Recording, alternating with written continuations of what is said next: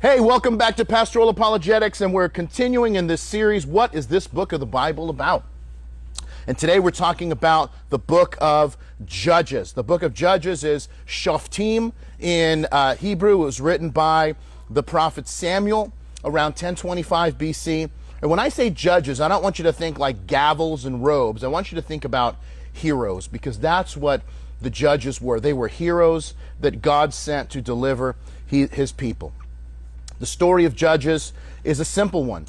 Israel serves the Lord, then they start serving other gods, they get enslaved by their sin, they cry out to God, God sends up a judge, a hero to save them, they're delivered, and then the cycle starts all over again, and we see it happen several times in the book of Judges. And so now, and most people, they read Judges and they're like, I can't believe these people, they were following God, and then they started doing all. And listen, remember that the cycle of the Judges is the cycle of our lives many times. Jesus saves us, then we start serving something else, someone else, that begins to enslave us, we call out to God, He rescues us. Now, why does it happen to us? Why does it happen to them?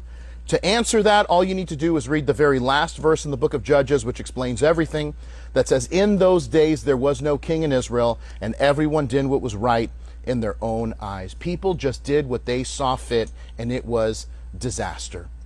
Because people stopped engaging in the battle. They got complacent. The children of Israel had been slaves in Egypt. God freed them. After wandering in the desert for 40 years, they came to the land of promise. Moses dies. Joshua takes over. They engage in the battle to take the land that God had given to them. And Judges is the story of what happened when they got lazy. They took their eyes off of God. And it was only when God gave them over to their own desires that they cried out for God to save them. And the thing that I love about the time of the Judges is that it was a time of heroes.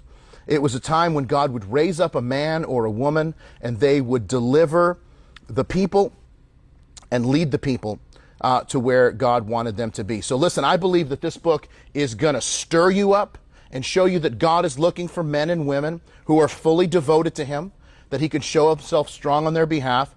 This book will stir you up. It will build you up. Judges is going to fill you with faith to see God deliver His people over and over, because He never leaves them or forsakes them. It'll stir you up. It'll build you up. It'll lift you up, because it'll show you that you don't have to be perfect to be used by God. Instead, God uses imperfect people to do amazing things.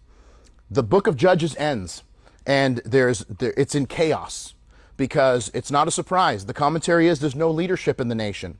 And of course, that brings us, what we'll see next time, to the book of Ruth, which is a story that happens within the context of the time of Judges. So I hope that this has explained a little bit, given you an idea of why Judges happened, the context of where it fits in the terms of Israel's history. And we'll see you in the next one. So until then, friends, keep reading.